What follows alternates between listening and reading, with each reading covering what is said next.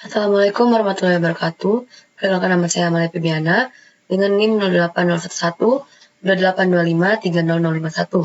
Jadi di sini saya akan mengerjakan tugas algoritma pemrograman, yaitu lanjutan dari soal sebelumnya. Di sini saya akan mengerjakan soal nomor 7. Di sini ada soal sebagai berikut. Buat program untuk mencetak barisan Fibonacci, misal input n sama dengan 5, maka output 11235. Nah, langsung saja saya akan menjelaskan logika program terlebih dahulu. Program ini digunakan untuk menampilkan barisan Fibonacci sebanyak n suku.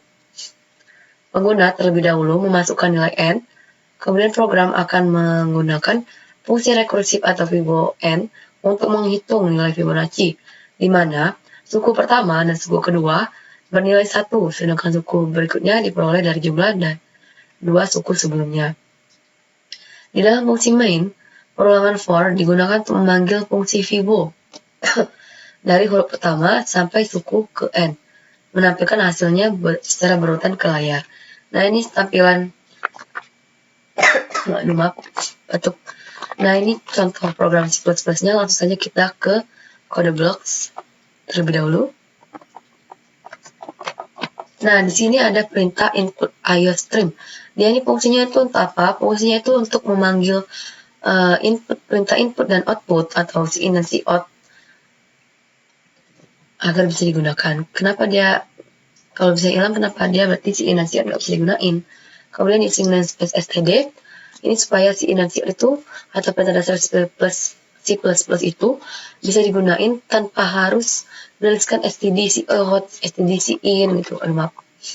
Habis itu ini kita declaration variable yaitu Fibo integer n. Ini merupakan fungsi rekursif untuk menghitung Fibonacci ke n. Nah, di sini ada pernyataan kondisi, yaitu jika n sama dengan 1 atau n sama dengan 2, maka nilai itu kita kembalikan ke 1. Kalau misalnya salah semuanya, maka Fibo n kurang 1 tambah Fibo n kurang 2. Kemudian in main ini fungsi utama. Ini nandain awal blok paragraf. Kemudian integer n, ini kita deklarasi n, i. Kemudian kita hasilkan output, nanti tampilkan output berupa masukkan nilai n. Kemudian kita yang udah diinput dari sini tadi, dari user, kita masukin ke n. Habis itu siap barisan Fibonacci, lakukan perulangan, dan habis itu kita iniin barisan Fibonacci-nya, array Fibonacci. Coba kita build and run.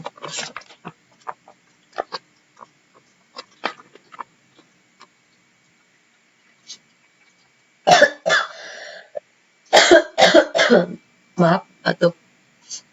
Sini n-nya ini 10. Nah, jadi barisan Fibonacci-nya itu adalah 1, 1, 2, 3, 5, 8, 13, 21, 34, 55.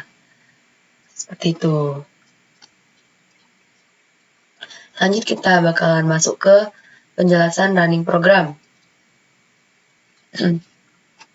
Pertama, program itu dimulai. Kemudian user memasukkan nilai n. Program masuk ke perulangan for. Fungsi Fibo dipanggil. Jika i sama dengan 1 atau 2, hasil maka kita bakalan kembalikan ke 1.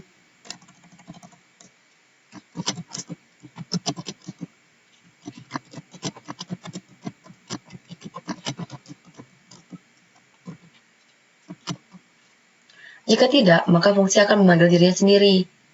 Nilai Fibonacci ditampilkan, kemudian perulangan berjalan sampai i sampai dengan n, program selesai.